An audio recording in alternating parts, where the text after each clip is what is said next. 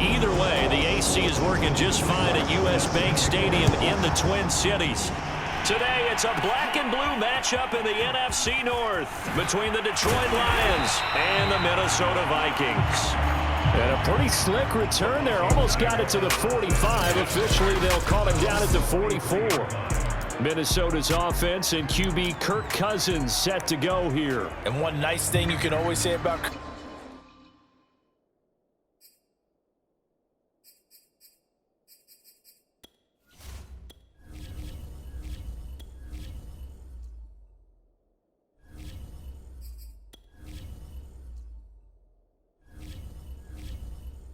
Cousins is that he's consistent, always puts up nice numbers each and every year. If there is a downside to his game, it's been the lack of playoff success. All in all, though, a formidable starting quarterback at a time in the league where it's tough to find your franchise guy.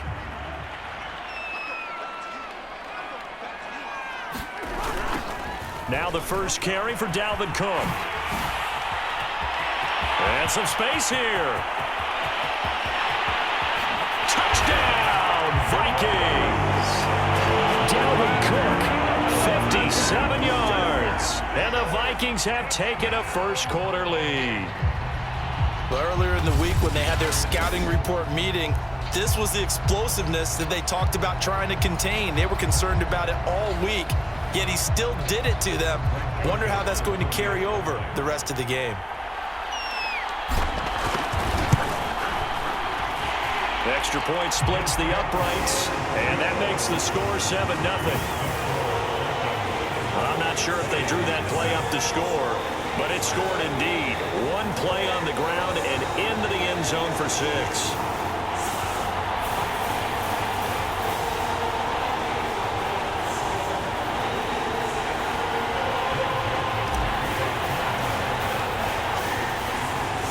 Now Joseph tees it up to kick off following the touchdown.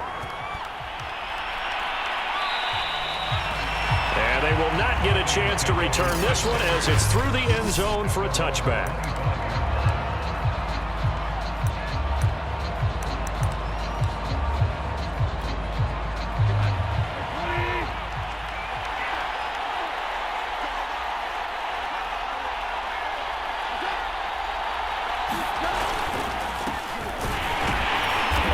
Play on first down, and it turns into a fight just to get back to the line of scrimmage. And the big fella stuffed that one up in a big way. I think doubling him has to be a priority because you can't move up to the next level if you don't take care of him first.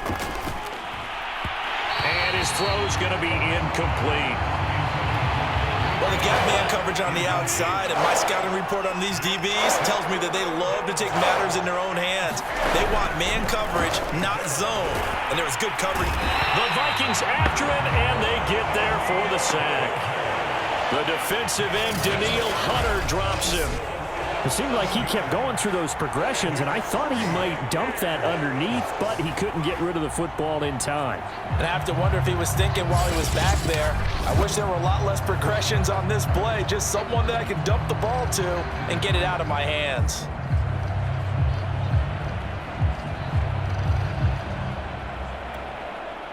Jack Fox out to punt here on 4th down. Back deep, D.D. Westbrook.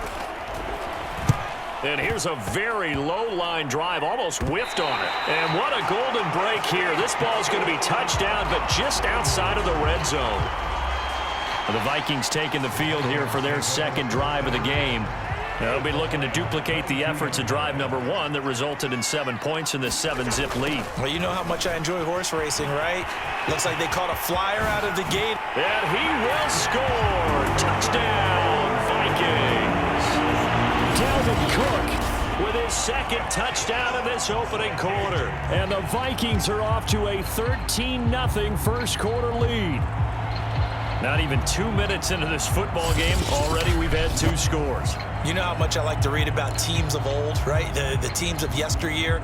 There were some teams that were known as the point-a-minute teams. Well, obviously in a 60-minute game, that's 60-plus points. But 2 touchdowns in the first 2 minutes? My calculator doesn't operate that well. And now on the other side, they better wake up.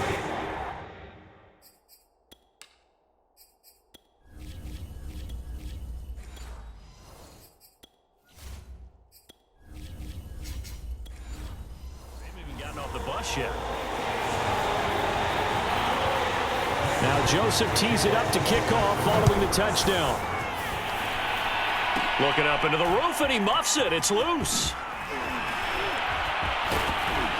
They're going to take this up close to the 40, so really good starting field position. Back onto the field come the Lions for their second overall drive. And on the last go-around, they really couldn't get anything going.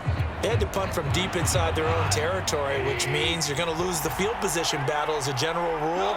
What they're looking for now is a little more consistency, move the ball at least a few times on offense, get a couple of first downs, and hopefully flip the field. Yeah, just something to build off of. That's what they're looking for here. Just what you want on a first down run. Call it 8 yards, and it's 2nd and 2.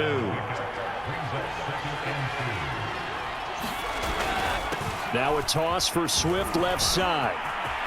Swift's got the first down and then some. And they can't bring him down. And he's going to get this all the way down to the Vikings 20. 42 yards rushing for him now on just his first 3 carries. Thought they were going to have him down a lot earlier, but he was able to shed that tackle. Shows the value of the weight room, doesn't it? Shows the value of the attitude when you run the football. Don't go down easily. Break a few tackles. Gain some additional yardage. On 1st and 10, it's Swift. And this one goes nowhere. Losing yardage back at the 22. 2 yards the loss, 2nd and 12. The short field shrinks even more with the type of bodies they brought in on that play. Those extra tight ends, they weren't able to secure their blocks, and that one ended up going backwards. So the first down run lost a couple. Now they come up 2nd and 12. Toward the center of the field, but it's incomplete. Quarterbacks work all the time on manipulating a defense with their eyes and their head movement. In this case, he just stared the receiver down. That allowed for excellent coverage, able to knock that one away. His throw caught at about the 5. And all the way down inside the 5 to the 4. And now we won't see a play on first down. We're going to get a timeout instead. They'll have 2 remaining as we step aside here in this first quarter. 1st and goal, and they got to be thinking a chance to get right back into this football game. Williams diving for the end zone, and he is in. Touchdown. I know the play ends up in the end zone with one person carrying the ball, but how about that big mass of humanity that guided him to that spot? Yeah, they got there, but I love the dive. Always a fan of the dive. Steps away to his left. Oh, hit as he throws there.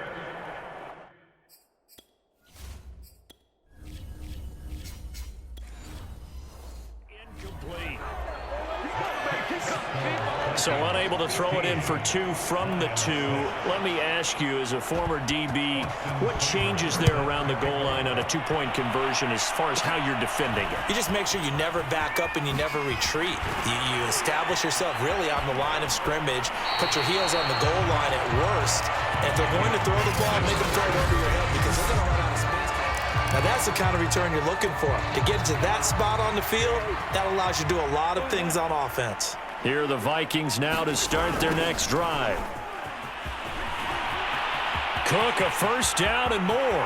There he goes, right side. Touchdown, Vikings. Dalvin Cook doing it again with his 3rd touchdown here in the opening quarter. And the Vikings are able to strike quickly to add on to their lead. Now, first quarter, and this lead is already getting into dangerous territory. They better be careful on the other sideline. Yeah, it feels a little bit more like a basketball game where one team is pressing and that team can't get the ball over half court. I mean, it's stealing it, it's scoring it, layups, the whole deal. That's what it feels like right now. They are all over him. Cook, they'll try and run it. And he is into the end zone again. So get him some oxygen. He scores on the long run and then punches in the 2-point.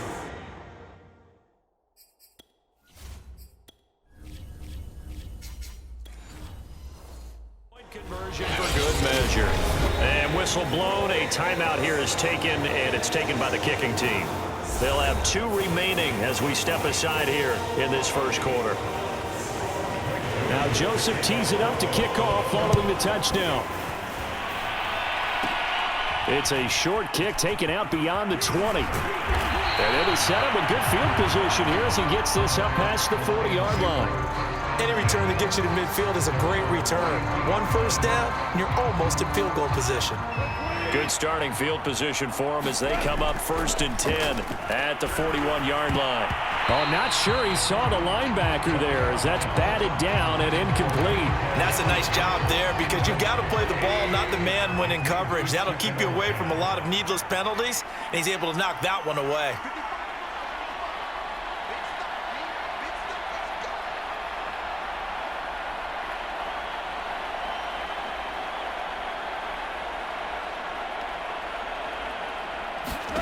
To throw once more on 2nd and 10. Goff. Now he's going to throw deep right side. And it looked like he got the feet down, did he? Yes, it's a catch. A big play that time through the air. 36 yards. Now a first down throw. Goff. And this one taken in by Cephas. And they've got it inside the 10 at the 8. And this has been a nice answer to the touchdown drive against them a few minutes ago because they've come out and reestablished the tempo. A nice throw there, and they're putting together a very strong drive as a response. And he'll get into the end zone. Touchdown, Detroit.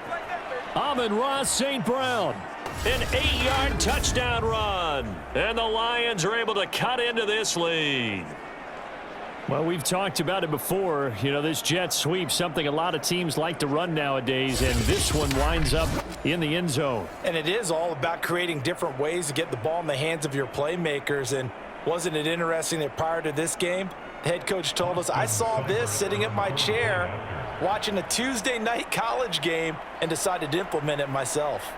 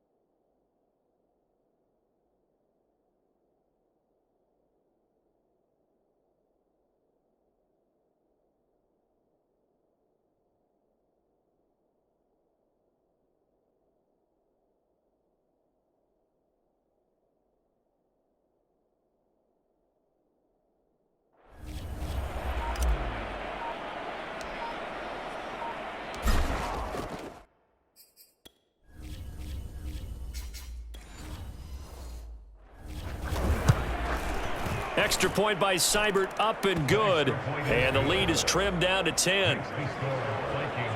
A drive there of just 4 plays. And the capper that put it in the end zone, a run of 8 yards.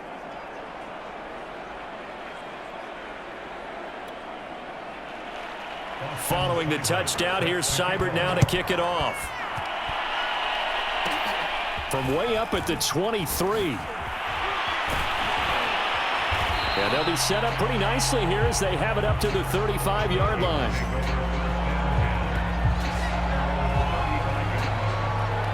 The Vikings offense now, they get ready to head back on the field. And coming off a one-play drive that was so deflating for the defense, what's their mentality? How do they rally here and stop this offense? Well, hopefully there's some determination that sets in because they weren't ready to go on the last one. Oh, what a juke into space. And they do finally get him, but he takes it to the 25. 170 yards rushing.